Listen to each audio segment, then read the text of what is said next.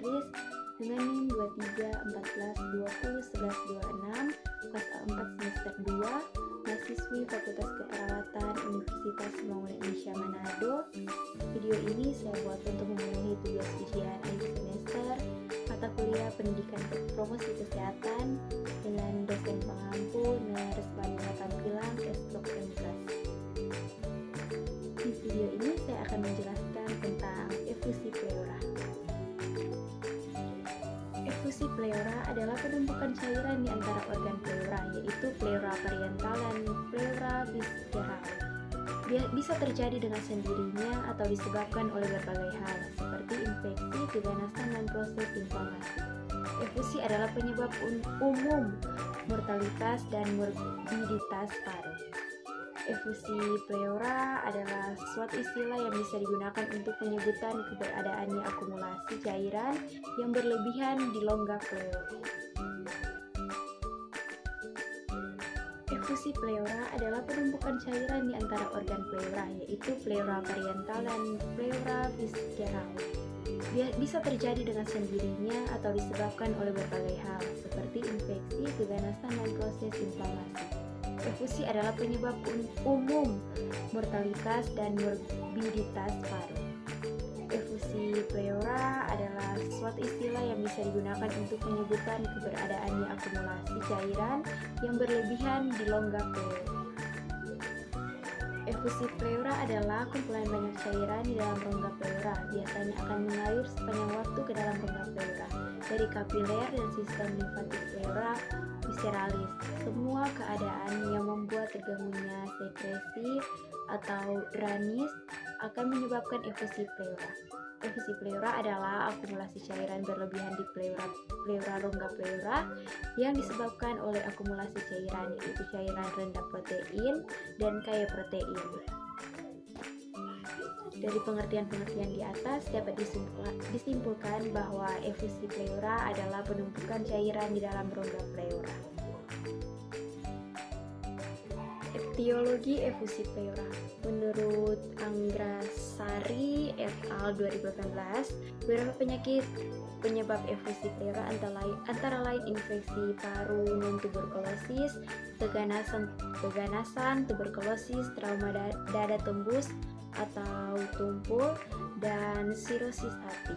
Penyebab efusi pleura dikelompokkan dalam 4 kategori, yaitu kategori pertama yaitu peningkatan tekanan hidrostatik sistemik, gagal jantung, sindrom vena cava superior. Kategori kedua yaitu penurunan tekanan onkotik kapiler, gagal ginjal atau hati. Kategori ketiga yaitu peningkatan permeabilitas kapiler seperti trauma, keganasan, peradangan infeksi, infrak paru, serta disfungsi sistem limatik. Penyebab efusi pleura terbagi menjadi 2 jenis, yaitu efusi pleura transudat dan efusi pleura transudat. Yaitu jenis pertama ialah transudat. Penyebab tersering adalah gagal jantung, sirosis hati, sindrom nefrotik, dan embelio paru. Jenis kedua yaitu eksudat dapat disebabkan oleh kanker atau metastasis pleura, kanker paru, kanker payudara, mesotelioma, radang selaput dada atau pneumonia, epinemia, tuberkulosis, embilo paru, penyakit saluran cerna atau pankreatitis, abses intraabdominal, dan persofasi esofagus, penyakit rematik dan vaskulitis, rheumatoid arthritis, sistem lupus erythematosus. Tanda dan gejala dari efusi pleura adalah sebagai berikut. 1. Adanya timbunan cairan mengakibatkan perasaan sakit karena pergesekan. Setelah cairan cukup banyak, rasa sakit hilang. Bila cairan banyak, penderita akan sesak nafas. Yang kedua, adanya gejala-gejala penyakit penyebab seperti demam, menggigil, dan nyeri dada pleuritik atau pneumonia, panas tinggi atau kokus, subfebril atau tuberkulosis, banyak keringat, batuk, dan banyak riak. Dan yang ketiga, deviasi trakea menjauhi tempat yang sakit dapat terjadi jika terjadi penumpukan cairan pleural yang signifikan. Yang keempat, pemeriksaan fisik dalam keadaan berbaring dan duduk akan berlainan karena cairan akan berpindah tempat. Bagian yang sakit akan kurang bergerak dalam pernapasan, remitus melemah atau raba dan vokal. Pada perkusi didapati daerah pekak. Dalam keadaan duduk, permukaan cairan membentuk garis melengkung atau garis Ellis-Damoiseau. Yang kelima, didapati segitiga Gerland, yaitu daerah yang pada perkusi redup timpani dibagi atas garis Ellis-Damoiseau.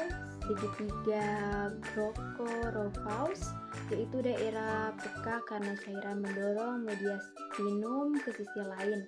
Pada akulturasi daerah ini didapati fasikuler melemah dengan Röntgen. Yang keenam, pada permulaan dan akhir penyakit terdengar krepitasi pleura.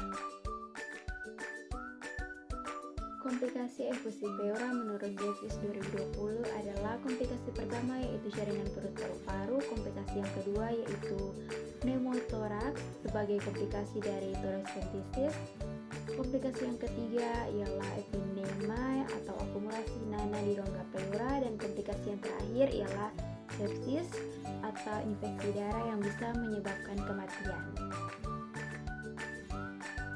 Patofisiologi pembatas rongga pleura itu pleura parietal dan pleura visceral. Pada kondisi normal, cairan 0,01 ml per kilogram per jam terus-menerus masuk ke dalam rongga pleura dari kapiler pleura parietal. Sebagian cairan ini diekskresikan melalui kelenjar getah bening pleura parietal yang memiliki kapasitas dryness minimal 0,2 ml per kilogram per jam. Cairan pleura menumpuk ketika cairan pleura menumpuk lebih dari tingkat penyerapan. Biasanya hanya ada 10-20 ml yang merupakan lapisan tipis serosa yang selalu bergerak secara teratur.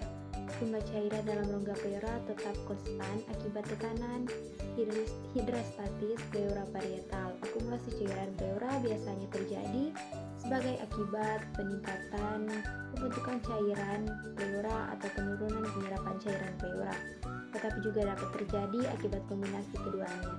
Peningkatan pembentukan cairan pleura disebabkan oleh peningkatan hidrostatis atau yang dapat terjadi pada gagal jantung kognitif, penurunan tekanan osmotik koloid atau terjadi pada sirosis sindrom nefrotik, tekanan cairan dinding diafragma, terjadi pada sirosis atau penurunan tekanan rongga pleura pada kondisi atelektasis paru.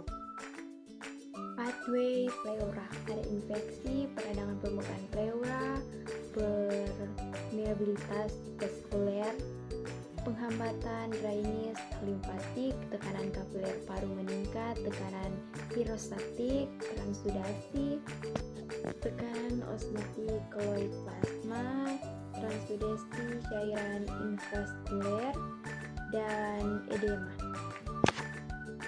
Pemeriksaan penunjang. 1. Fototoraks. Pada pemeriksaan fototoraks biasanya akan menunjukkan efusi pleura jika terdapat 200 ml cairan pleura, dan foto lateral akan ditafsirkan sebagai abnormal jika ada 50 ml cairan pleura. Yang kedua, sonografi. Efusi pleura yang sering ditemukan pada pasien yang sakit kritis dan membutuhkan perawatan segera. Terkadang kondisi pasien tidak memungkinkan untuk dipindahkan ke radiologi, oleh karena itu untuk penyakit ini diperlukan sonografi portable. Sonografi lebih kuat daripada Röntgen dada yang tradisional. Efusi pleura dapat dilihat dari samping atau di bawah dada dengan berbagai posisi, yaitu pada punggung dan siku. Yang ketiga ada CT scan. Terdapat juga pada kasus di mana CT scan tidak dianjurkan karena bahaya radiasi. Yang keempat ada biopsi pleura. Prosedur biopsi pleura umumnya dilakukan untuk mencari tahu penyebab menumpuknya cairan di sekitar paru-paru atau efusi pleura atau gangguan lain pada membran pleura. Prosedur ini juga dilakukan untuk mengetahui penyebab efusi pleura eksudatif ketika prosedur torasentesis tidak dapat terdiagnosis. Yang kelima ada bronkoskopi, pemeriksaan untuk melihat jalan nafas secara langsung untuk membantu menemukan penyebab efusi pleura. Diagnosis keperawatan adalah penilaian klinis dari respon pasien terhadap masalah kesehatan dan memiliki karakteristik positif dan negatif. Diagnosis negatif dibagi menjadi diagnosis berisiko dan diagnosis faktual. Diagnosis positif sering disebut diagnosis promosi kesehatan. Tujuan diagnosis keperawatan adalah untuk mengidentifikasi respon individu, komunitas, dan keluarga terhadap situasi yang berhubungan dengan kesehatan.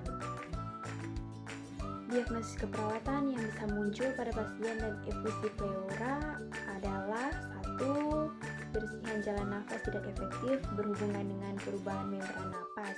Yang kedua, gangguan pertukaran gas berhubungan dengan perubahan membran alveolus. Yang ketiga, pola napas tidak efektif berhubungan dengan hambatan upaya napas atau penumpukan cairan pada rongga pleura. Yang keempat, defisit nutrisi berhubungan dengan peningkatan kebutuhan metabolisme. Yang kelima, nyeri akut berhubungan dengan pencederaan fisik atau penata laksanaan prosedur dry. Demikian dari saya, jika ada salah kata saya mohon maaf.